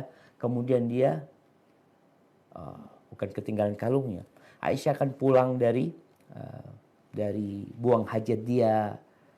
Kemudian dia ketinggalan dikarenakan kendaraannya berangkat dulu. Dalam bayangan mereka itu yang ada Aisyah ini memang sengaja sama Sofwan. Di sana dia bersama Sofwan. Ngapain gitu loh. Makanya Nabi SAW sampai beliau bertanya. Semua ucapan-ucapan itu mengarah Aisyah ini insya Allah nggak ada masalah gitu loh. Tapi nggak punya bukti yang kuat untuk mengatakan Aisyah nggak melakukan itu. Maka beliau menunggu. Beliau datang sama Aisyah, tanya sama Aisyah. Jadi kalau bicara husnudzon Nabi SAW sebenarnya husnudzon sama Aisyah. Tapi apa yang dikatakan Aisyah ya. Karena kalian tiap hari dengar berita itu sampai akhirnya kalian yakin Aisyah melakukan itu. Kemudian kalau kita sekarang, apa sikap kita tatkala ada seorang perempuan berangkat sama ikhwan? Ya, tinggal kita lihat dari mana sebenarnya dia itu. Kalau memang dia dari kajian, dia diantar sama ikhwan tersebut umpamanya. Karena memang nggak ada yang jemput dia. Mungkin aman-aman aja gitu. Makanya kita yang pertama kalau mendapatkan peristiwa-peristiwa seperti itu, hati-hati. Tidak langsung kita menghukumin perempuan itu berzina. Kecuali kita punya bukti nyata berzina. Ini bukti nyata berzina nggak ada sebenarnya. Kan bukti berzina itu, kalau kita mengatakan fulan berzina sama fulan, buktinya itu harus melihat dalam kondisi barang itu masuk ke tempatnya perempuan. Dan itu nggak ada. Maka hendaklah kita lebih mengutamakan memang berbaik sangka. Yang terjadi di kota Madinah ini, tadi tuduhan itu sudah tersebar. Sehingga orang-orang yang melakukan tuduhan itu nanti mereka dipecut. Mereka dihukum karena perbuatan salah mereka. Sedangkan Nabi SAW beliau tidak mengatakan Aisyah berzina. Beliau juga tidak membersihkan Aisyah dari ucapan zina. Beliau cuma nunggu bukti gitu loh. Makanya beliau ngatakan sama Aisyah, engkau ngakulah kalau engkau melakukan itu. Tapi kalau engkau tidak melakukan, Allah akan bersihkan namamu. Nabi yakin itu. Karena sebulan gak turun wahyu, akhirnya Nabi SAW mengatakan itu kepada Aisyah. Bayangkan Nabi nunggu selama sebulan. Tapi memang wahyu gak turun-turun. Hada wallahu a'lam bissawab. Nah.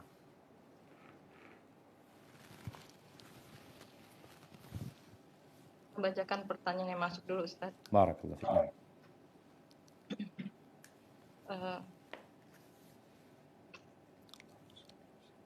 Assalamualaikum, Ustaz. Waalaikumsalam warahmatullahi wabarakatuh. Ana seorang single parent, seorang ibu, udah hampir 12 tahun janda. Bagaimana kalau Ana tidak memutuskan untuk menikah, hanya hidup bertiga saja dengan anak hingga sampai wafat? Apakah Ana berdosa? Dan kelak di surga nanti dengan siapa ya Ustadz? Karena Ana cerai hidup dengan suami. Barakallahu fiik. Naam jamaah. bagi perempuan-perempuan yang bersabar diceraikan oleh suaminya, lalu dia membesarkan anak-anaknya tanpa punya niatan dia menikah kembali, maka kesabaran dia insya Allah akan mengantarkan ke surga Allah Azza wa Jalla. Asalkan dia sabar. Sabar yang 3. Sabar melaksanakan perintah Allah Azza wa Jalla. Sabar meninggalkan larangan Allah. Dan sabar terhadap musibah yang menimpa dia. Allah mengatakan, وَجَزَاهُمْ بِمَا صَبَرُوا جَنَّةً وَحَرِيرًا. Allah Azza wa Jalla memberikan balasan kepada mereka dengan kesabaran mereka, surga dan sutra-sutra buat mereka, semua keindahan buat mereka. Lalu kalau bertanya, kira-kira dia bersama siapa? Bersama yang dia inginkan nantinya. Allah mengatakan, fiha ma tashahihil anfus. Di surga sana ada semua yang diinginkan oleh jiwa manusia. Mungkinkah dia kembali kepada suaminya, umpamanya? Seperti itu, mungkin saja. Tidak ada yang menghalangi. Ketika suaminya masuk surga dan dia masuk surga, kemudian Allah mau mengumpulkan mereka atau mereka ingin kumpul kembali, selama tidak ada penghalang, bisa mereka kumpul kembali. Yang gak bisa ketika dia menikah dengan laki-laki lain. Lalu dia, ada kan janda menikah, tapi dalam hati dia itu dia selalu ingin balik kepada suaminya yang pertama. Atau suaminya yang meninggal dunia. Dalam hati dia gak kebayang tuh dia indahnya hidup bersama suaminya yang dulu. Apakah di surga mungkin dia memilih suaminya yang dulu? Gak bisa. Karena dia akan bersama suaminya yang terakhir. Seperti itu. Hada wallahu a'lam bishawab. Tafadholi Uti Leli. Assalamualaikum Ustaz. Waalaikumsalam warahmatullahi wabarakatuh. Naam, tafadhali. Terkait masalah undian tadi Ustaz, masalah giliran, kalau misalnya undian yang keluar itu, misalnya kita mau ajak anak kita keluar ya, nggak bisa semua diundi, tapi dia terus misalnya nanti sebulan kemudian mau safar, dia lagi yang keluar, apa sebaiknya digilir gitu Ustaz? Kalau udah pernah ya udah gitu. Terus yang kedua, kan ada hadis Rasulullah melarang banyak tertawa ya Ustaz. Bagaimana kalau memang seseorang itu titik, maksudnya ngelihat mungkin bagi orang lain nggak lucu, tapi bagi dia ya melihat itu lucu gitu Ustaz. Terus apakah di sini maksudnya juga dilarang terlalu bahagia gitu Ustaz? Nah, ya jemaah. Iya, ada yang urat ketawanya putus jemaah. Jadi ketawa terus dia. Ada yang nggak bisa ketawa jemaah. Itu kalau kita lihat orang ya. Ada yang lainnya ketawa, dia diam doang. Setelah semua pada dia baru dia ketawa gitu ya. Ajib ya. Orang tuh macam-macam. Ini pertanyaan yang kedua ya. Berkaitan dengan pertanyaan kedua, Nabi SAW mengatakan, Iyaka wa kathratad dhahik. Fa inna kathratad dhahik tumitul qalb. Engkau jangan banyak-banyak tertawa. Karena banyak tertawa itu mematikan hati. Sehingga seorang ini, tadi dia perlu hidup serius, perlu bersungguh-sungguh. Jadi bukan hiburan terus, ya ketawa-ketawa terus. Ada orang yang memang tadi dia sensitif banget ya ketawanya ya. Kita ngelihat ya, ada bel itu atau alarm di mobil itu yang nggak sensitif. Tapi ada orang lewat dia bunyi. Maka ketika dia memang seperti itu kondisinya, nggak ada masalah buat dia. Tapi jangan banyak-banyak tertawa. Artinya dia harus serius beribadah, mendekatkan diri kepada Allah Subhanahu wa taala. Bukan sibuk dengan hiburan-hiburan, kumpul-kumpul, akhirnya kerjanya cuma ketawa-ketawa doang. Tapi kalau dia sedang kumpul sama kawan-kawannya, kemudian di situ dia tertawa, nggak ada masalah. Tapi ingat, hendaklah dia lebih banyak menangis.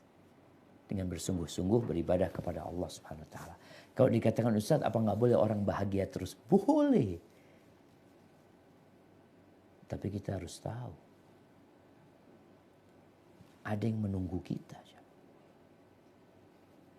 Makanya Nabi SAW mengatakan, Lau ta'lamuna ma'a'lam. Kalau kalian tahu apa yang aku ketahui.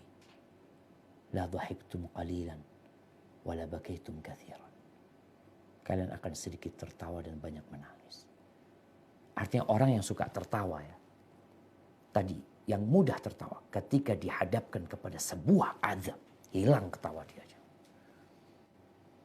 Ketika dia melihat kebakaran yang dahsyat di depan dia. Dan di dalam rumah itu ada keluarga dia. Ada harta dia. Hilang ketawa dia. Yang ada ketakutan. Ketika ada binatang buas umpamanya. Ini ada orang ketawa-ketawa ya. Anak ngelihat, anak kadang-kadang dapat potongan video ya. Ini orang lagi ketawa-ketawa ya. Kadang-kadang mereka prank-prankan tuh. Ada kawannya bawa hadiah. Kalau dibuka ternyata hadiahnya ular. Kabur semua. Ketawa itu hilang. Makanya kalau dikatakan orang nggak boleh bahagia terus boleh. Tapi kita harus tahu. Ada yang menunggu kita. Wa in minkum illa wariduha. Semua harus melewatinya. Itu neraka jahanam. Tapi pertanyaan yang kedua. Yang pertama. Berkaitan dengan undian. Anak-anak. Anak-anak ini mungkin tidak perlu diundi buat mereka. Tapi dijadwal. Rasulullah SAW ini, beliau kan memang perjalanannya nggak tentu. Jadi kalau umpamanya dijadwal tuh, mungkin nanti ada orang yang lama banget. Sedangkan perjalanan beliau belum tentu beliau berangkat. Bulan ini berangkat, bulan depan berangkat. Kadang kalau lama beliau nggak berangkat. Kadang kalau beliau membawa 2 istrinya kalau bisa dibawa. Jadi kalau buat anak-anak boleh diundi. Tapi kalau memang kita punya jadwal yang sudah bisa diatur mereka, ya nggak perlu diundi. Tadi yang perlu dilakukan adalah dijadwalin mereka. Sehingga semua merasakan nantinya. Tapi kalau umpamanya sesuatu yang nggak jelas.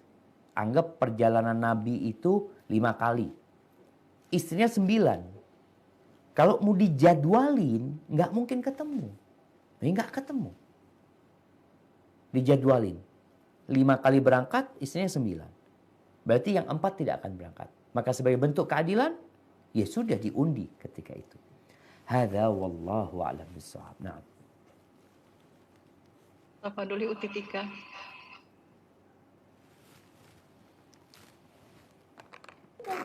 Ya, Assalamualaikum Ustaz. Waalaikumsalam warahmatullahi wabarakatuh. Ahlan wa sahlan. Naam, tafadhali. Ustaz.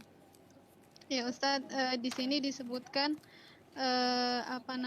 ketika Rasulullah menyerang itu mendakwahi dulu, dan di sini Bani Mustalik itu tidak didakwahi karena tidak didakwahi dan langsung diperangi. Apakah maksudnya dakwah kepada Bani Mustalik ini apa sama seperti dakwah kepada penduduk Madinah seperti itu?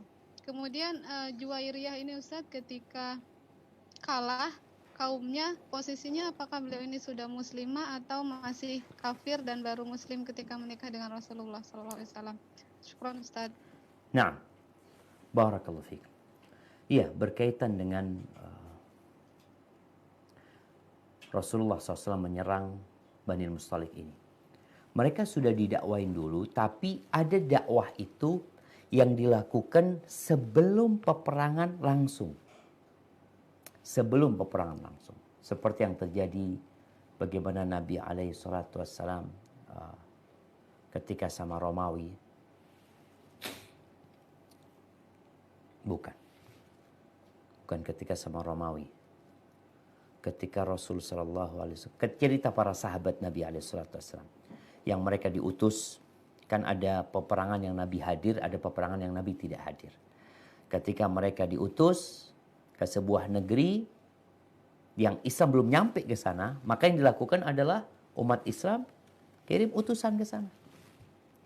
Baik itu surat Nabi SAW kepada mereka, atau utusan ini yang mengajak kepada Islam, kemudian pilihan-pilihan diberikan kepada mereka, mau masuk Islam, tafadhal. Kalau nggak mau masuk Islam, ya udah bayar jizyah. Ini dakwah yang dilakukan sebelum peperangan. Tapi ada dakwah yang sudah sampai kepada mereka. Sebelum itu, baik dengan diutusnya orang-orang berdakwah ke sana, lalu mereka menolak.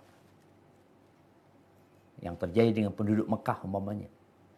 Ketika Rasul SAW menyerang kota Mekah, Nabi nggak mendakwain lagi penduduk Mekah. Didakwain lagi untuk masuk, enggak. Langsung diserang ketika itu. Apalagi mereka telah melakukan kesalahan ya, pengkhianatan dengan perjanjian mereka. Begitulah dengan Bani Mustalik. Mereka udah didakwain, nggak mau, malahan. Lihat, Nabi SAW tidak mau menyerang Bani Mustalik. Udah didakwain Bani Mustalik, Nabi nggak mau menyerang. Ya udah, mereka nggak mau Islam, silahkan. Kapan beliau menyerang? Tatkala ada informasi Bani Mustalik hendak menyerang kota Madinah. Yang perlu dilakukan bukan dakwain lagi sudah. Apa? Memastikan informasi tersebut. Maka dikirimnya Buraidah ibn Husayb itu untuk memastikan. Bukan mengajak dia masuk Islam, enggak. Memastikan, udah diajakkan dia. Dia nggak mau udah. Baik.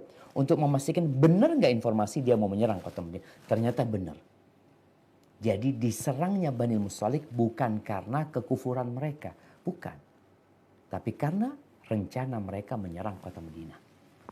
Ya, itu yang berkaitan dengan Bani Mustalik. Adapun pertanyaan, apakah masuk Islamnya Juwairiyah itu setelah menikah sama Nabi alaihi salatu wassalam ya. Secara langsung beliau diajak masuk Islam sama Nabi alaihi salatu wassalam. Apakah sebelum itu mereka sudah masuk Islam? Wallahu a'lam bishawab ya. Ana tidak membaca penjelasan kapan masuk Islamnya Juwairiyah, dan bisa jadi masuk Islamnya Juwairiyah itu adalah ketika dia dinikahi sama Nabi alaihi salatu wassalam. Karena memang tidak ada penjelasan kapan menikahnya Juwairiyah. Kapan masuk Islamnya Juwairiyah ya? Apakah sebelum dinikahi Nabi alaihi salatu wassalam dia sudah tertarik untuk masuk Islam ya, atau setelah dinikahin baru dia masuk Islam? Hada wallahu a'lam bishawab. Nah. Ada pertanyaan yang masuk lagi, Ustaz. Nah. Ustaz, setelah surat An-Nur ayat 11 sampai 20 turun, Aisyah akan bersumpah demi Allah tidak akan menemui Rasulullah Shallallahu alaihi wasallam. Maksudnya bagaimana? Anak kurang paham, apa boleh di era sekarang seorang istri bersumpah demi Allah nggak akan menemui suaminya padahal masih satu rumah? Bukan tidak menemui. Coba, ya mungkin bahasanya ini mana tadi terjemahannya? Halaman 423, Ustaz. Baik, halaman 423. Baik, di 423 ini ya, ibunya mengatakan, ibuku berkata kepada, berdirilah mendekat kepadanya. Berdirilah mendekat kepadanya. Bahasa Arabnya itu qumu ilaihi. Kan jauh-jauhan nih sebenarnya nih. Nabi SAW duduk di depan Nabi SAW. Ada Abu Bakar, ada Ummu Ruman, mertua Nabi SAW, ada Aisyah, dan ada satu wanita Ansor yang tadi menangis sama Aisyah radhiyallahu taala anha. Nah, ini kan berhadap-hadapan. Setelah turunnya ayat, kemudian setelah Aisyah ngomong, Aisyah akan rebahan lagi karena dia memang sedang sakit.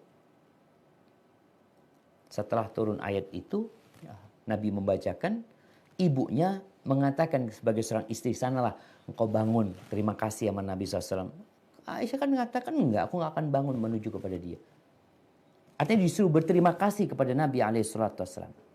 Sehingga ucapan Aisyah setelah itu jelas, la ahmadu illallah, aku tidak akan memuji kecuali Allah Subhanahu wa taala.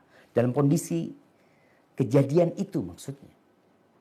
Adapun kalau dikatakan satu rumah Aisyah tidak menemui Nabi SAW, enggak. Jadi bukan tidak mau menemui Nabi SAW. Mereka ini berjumpa, berhadap-hadapan. Jadi bukan tidak mau menemui, tapi disuruh bangun untuk menjumpai Nabi, mengucapkan terima kasih kepada Nabi SAW. Aisyah nggak mau. Karena dia benar-benar dalam kondisi masih shock ya. Ama Nabi yang mengatakan itu kepada dia, namun dia hanya memuji Allah Subhanahu wa taala. Jadi kalau bolehkah seorang istri tidak menemui suaminya satu rumah? Kenapa tidak menemui suaminya? Apa yang sedang terjadi? Kalau memang ada masalah di dalam agama kita, ada yang namanya terapi pisah ranjang. Tatkala seorang istri tidak taat sama suami, suami menghukum istrinya atau memberikan terapi kepada istrinya dengan tidak mendatangi dia. Bolehkah sebaliknya? Di sini terjadi khilaf di antara para ulama. Bolehkah seorang istri nggak mau digaulin sama suaminya? Karena suaminya telah melakukan dosa. Suaminya nggak sholat umpamanya. Sang istri aku nggak mau digaulin sama engkau sampai engkau sholat. Ada dua pendapat para ulama di sini. Sebagian mengatakan nggak apa-apa dalam rangka memperbaiki suami. Tapi sebagian mengatakan nggak boleh karena dia posisinya sebagai seorang istri yang dia harus melayani suaminya. Ketika dia tidak mau melayani suaminya karena sesuatu hal yang dikerjakan suaminya, solusinya dia adalah gugat cerai. Gugat cerai, bukan dia tidak melayani suaminya. Tapi sekali lagi, pendapat ulama yang lain mengatakan nggak apa-apa kalau itu memang memperbaiki suaminya. Sebagaimana kita tahu, walahunna mithlul ladzi 'alaihinna bil ma'ruf. Bagi istri itu hak yang sama, yang setara dengan kewajiban mereka. Seorang istri itu, dia punya hak dan punya kewajiban. Sehingga dalam kondisi tadi suaminya tidak sholat, suaminya narkoba umpamanya, udah dikasih nasihat nggak mau, lalu dia ingin menghubungin istrinya, sang istri mengatakan enggak, aku nggak mau bang, enggak, kecuali engkau berhenti. Kalau enggak ya sudah ceraikan aku umpamanya. Itu bisa menjadi solusi dalam hal terapi ya, memperbaiki tadi kondisi salah satu pasangan yang mungkin kurang soleh gitu ya. Barakallahu fikum. Nah. Titipan pertanyaan lagi Ustaz.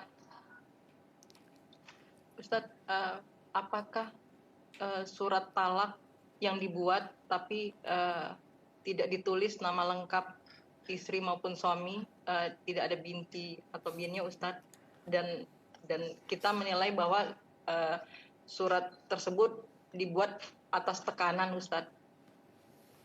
Apakah sah Ustaz? Barakallahu fikum. Ya jemaah. Yang pertama kalau bicara surat talak, seorang menceraikan istrinya dengan surat, dengan catatan, omanya. Sah apa tidak ketika namanya tidak lengkap? Namanya tidak lengkap, asalkan yang dimaksud itu jelas, maka jatuh cerai tersebut. Umpamanya namanya Zainab, dipanggilnya Inab. Ditulis di sana, Inab, aku dengan ini telah menceraikan Inab. Inab yang dimaksud adalah istrinya. Kalau itu yang dimaksud, jelas jatuh cerai itu. Tanpa harus disebutkan binti fulan, ini fulan, enggak. Ketika maksudnya itu bisa ditangkap. Kalau dikatakan umpamanya di bawah tekanan, walaupun ditulis dengan lengkap, binti fulan, tapi dia dalam tekanan yang memang tekanan itu benar-benar paksaan atas diri dia, maka ketika itu tidak jatuh cerai, walaupun dengan kalimat yang lengkap, dengan nama yang sempurna. Tinggal yang perlu dipastikan dahulu, apakah tekanannya itu benar. Karena kadang-kala ada seorang suami mengatakan, ana dipaksa sama istri ana untuk menceraikan. Engkau siapa? Enggak Ustaz, istri ana pegang pisau Ustaz. Kalau dia tidak diceraikan, dia mau nusuk dirinya sendiri Ustaz. Oh, ya lain di sini. Maka karena ini pemaksaan yang dapat membahayakan memang. Ketika dia umpamanya naik ke loteng, kau ceraikan aku enggak? Kalau enggak aku akan loncat. Suami mengatakan aku ceraikan engkau. Ceraikan aku ya 3 kali, jangan 3 kali, 1000 kali aku ceraikan engkau. Terus dia enggak jadi loncat. Apakah cerainya jatuh, talaknya jatuh? Enggak jatuh. Karena dalam kondisi tekanan tadi. Cuma tadi yang perlu dipastikan, apakah benar di bawah tekanan. Kalau di bawah tekanan, walaupun lengkap enggak jatuh. Asalkan tekanannya benar-benar sesuatu yang membahayakan kehidupan mereka. Hadza wallahu a'lam bissawab. Berarti tekanan itu kita tahu dari suami itu sendiri menyampaikan ya Ustadz ya, Iya, tidak iya. menduga ya Ustadz. Iya, kondisinya dia gitu loh. Dia yang bisa mengatakan. Biasanya kan ketika dia menceraikan, dia akan melaporkan, enggak, ana ditekan gitu loh, mengatakan ini. Sehingga secara agama, artinya mereka itu kalau paham agama, mereka akan tahu ketika suami dipaksa enggak akan jatuh cerainya. Jadi mama kadang-kala kan keluarganya istri gitu ya, menekan suaminya, mau mukulin suaminya kalau dia tidak menceraikan. Lalu sang suami menceraikan. Kalau keluarga ini faham agama, mereka akan tahu cerainya nggak jatuh gitu. Jadi apa gunanya menekan kemudian kalau cerainya nggak sah gitu. Barakallahu fiik. Pertanyaan lagi Ustadz. Ada orang punya hutang, kemudian dia meninggal. Terus kan kewajibannya anaknya yang bayarin hutangnya. Cuma karena COVID gini nggak punya uang karena gaji dia dipotong. Jadi kemungkinan dibayar nyicil. Yang mau ditanyakan, bagaimana nasib si mayit itu selama anaknya belum bayar lunas? Apakah aman? Apakah karena udah ada yang nanggung jadi dianggap hutangnya lunas? Barakallahu fikum. Ya jemaah. Yang pertama, utang itu ada yang sudah jatuh tempo, ada yang belum jatuh tempo. Kalau utang itu sudah jatuh tempo dan harus dibayar, maka itu tetap akan memberatkan si mayit walaupun sudah ada yang menjamin. Apabila belum dibayarin. Karena kejadian di masa Nabi SAW, ketika Nabi tidak mau mensolatin orang yang punya utang, lalu ada sahabat Nabi, Abu Umamah atau yang lainnya mengatakan, "Ya Rasulullah, aku yang menjaminnya." Akhirnya Nabi mensolati. Keesokan harinya, Nabi tanya, "Udah kau bayarin belum?" Ya, kalau nggak salah dia ngomong, "Iya udah aku bayarin." Tapi agak terlambat dia membayarin. Nabi mengatakan, sekarang baru sejuk kondisi dia. Karena udah dibayarin. Walaupun ada yang menjamin. Karena yang menjamin ini belum tentu bayarin. Tadi kan dia cuma menjamin mau bayarin. Ketika sudah melunasi, maka baru selesai urusan tanggungan dia. Dia ini udah mati. Dia udah mati. Sehingga buat para orang tua, jangan mengandalkan anaknya. Kecuali sekali lagi tadi Anda sampaikan, ada utang yang belum jatuh temponya. Maka insya Allah tatkala belum jatuh temponya, sang anak menyicil nggak ada masalah. Kemudian gimana Ustaz? Kalau umpamanya nggak mampu. Ya, akan menjadi tanggungan buat dia. Buat orang tuanya ini yang meninggal dunia.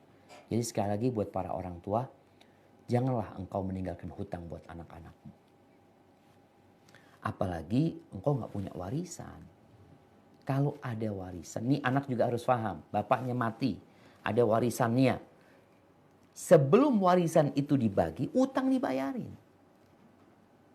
Jadi kadang-kala ada anak ini mau nyicil. Enggak, anak cicil utangnya ayah. Rumah nggak usah dijual. Salah anak ini. Kenapa salah? Sebelum warisan dibagi, utang harus dilunasin. Sehingga kalau memang nggak ada uang, jangan sampai kita menunda pembayaran utang orang tua kita, padahal uangnya ayah ada. Dari warisan itu ada untuk membayar. Kenapa engkau harus cicil? Kecuali memang utang itu utang cicilan. Artinya belum harus lunas itu saat insya Allah tahun depan. Ya sudah dicicil nggak ada masalah. Tapi kalau sudah jatuh tempo maka harus dibayarkan. Karena itu sudah jatuh tempo dan warisan nggak boleh dibagi ya. Sekali lagi ingat, warisan itu dibagi setelah utang dilunasi. Hadza wallahu a'lam bishawab. Mungkin kita ke pertanyaan terakhir. Barakallahu fiik. Ustaz, sebelum pertanyaan terakhir, nyambung pertanyaan tadi Ustaz. Ya. Jadi solusinya bagaimana Ustaz? Apakah boleh si anak meminjam lagi ke orang untuk menutupi utang itu Ustaz? Barakallahu fikum. Artinya kalau sang anak ini dia mau pinjam, dia lunasi utang ayahnya. Sehingga ayahnya nggak punya utang. Selesai sudah utang ayahnya. Sang anak yang punya utang nggak ada masalah. Itu jadi solusi buat dia. Tapi ingat kalau ternyata ada uang ayahnya, warisan ayahnya. Maka seharusnya sebelum warisan itu dibagi, utang itu dilunasi.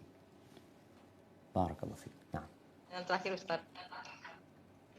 Ustaz terkait tragedi di Prancis dan pemboikotan barang-barang made in Prancis. Ana punya barang seperti tas made in Prancis Ustaz. Apa yang harus Ana lakukan? Apa harus Ana bakar? Karena banyak yang melakukan protes dengan membakar barang-barang made in Prancis. Mohon nasihatnya Ustaz dan doa agar Ana bisa istiqomah. Barakallahu fiik. Taib, Ana mau tanya dulu sama Umudia nih. Ya. Kalau barang itu dibakar, apa ruginya Prancis? Udah dibayarin kan? Tidak dibayarin Ustaz. Udah, yang ada kita membakar harta. Termasuk idha'atul mal. Kalau Ana lihat ya, Allahu a'lam pendapat Ana salah apa benar, tapi dalam pandangan Ana, ketika barang itu kita sudah beli, umpamanya kita beli apalah, aqua umpamanya kita beli. Kemudian, kita buang airnya. Engkau udah bayar, nggak ada ruginya buat mereka. Boykot ini bagaimana perusahaan-perusahaan itu menjadi berpikir kembali gitu, karena barangnya nggak ada yang beli. Kalau yang sudah dibeli ini, kan mau dibakar, mau diapain mereka nggak urusan. Engkau mau bakar, engkau mau lempar ke sungai, engkau mau kasihkan orang, mereka nggak akan peduli dengan hal itu. Wallahu a'lam, ini dalam pandangan ana. Tapi kalau kita mau beli barang, jangan. Disinilah. Jadi pemboikotan itu adalah menahan diri untuk tidak membeli barang-barang mereka. Dengan harapan, ya perusahaan-perusahaan Perancis ini, ya kadang-kadang ada beberapa yang berpendapat, ini kan perusahaan Ustaz, bukan negaranya. Nah, bagaimana perusahaan Perancis ini ikut simpati kepada umat Islam dengan menekan pemerintahan Perancis, bahwasanya perbuatan pemerintah mereka, kebijakan pemerintah mereka telah membahayakan usaha mereka. Itu yang diinginkan dari boykot ini sebenarnya. Jadi wallahu alam, menurut ana kalau antum punya barang-barang Perancis, ya udah, ada masalah. Karena kita membelinya memang sebelum kejadian ini, kejadian mereka melecehkan Nabi Muhammad SAW, maka silahkan barang itu dipakai, dimanfaatkan, digunakan, tapi untuk membeli jangan. Yang kedua, jangan sampai kita pakai barang mereka dalam rangka promosi, itu juga jangan. Artinya kalau kita punya tas nih, emak-emak punya tas dari Perancis yang dulu beli umpamanya ya, karena tas itu bagus, untuk saat ini nasihat ana jangan dipakai, ditaruh aja. Kenapa? Karena engkau pakai membuat orang lain kepingin nantinya. Akhirnya kita jadi mengiklankan barang Perancis. Untuk saat ini rasa jangan juga dipakai. Untuk dibakar jangan rasa ya. Hadza wallahu a'lam bishawab. Itu yang bisa ana sampaikan. Ingat kalau benar itu dari Allah Azza wa Jalla, kalau salah ana bertobat kepada Allah Subhanahu wa taala dan mohon maaf atas kesalahan itu. Subhanakallahumma bihamdika asyhadu an la ilaha illa anta astaghfiruka wa atubu ilaik. Wassalamualaikum warahmatullahi wabarakatuh.